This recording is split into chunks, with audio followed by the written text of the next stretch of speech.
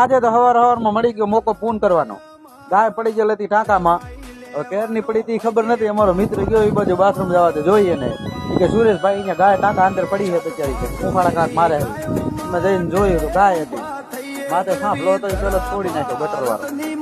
સાંભળો તોડી અને ક્રેન અમારી હતી બાજુમાં. ક્રેન વાળાને કીધું આવો છે રોડ માં લગાય. ક્રેન લગાવી રોડ ઉપર ને રોડ ઘડીક કર્યો બંધ 10 મિનિટ માટે.